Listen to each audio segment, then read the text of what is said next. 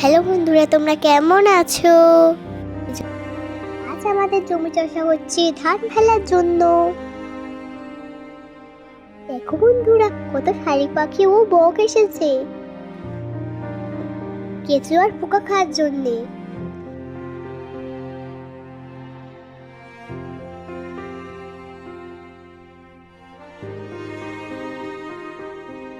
কত পাখি আমি গুনতে পারছি না। তোমরা পারলে কমেন্ট করে বলো।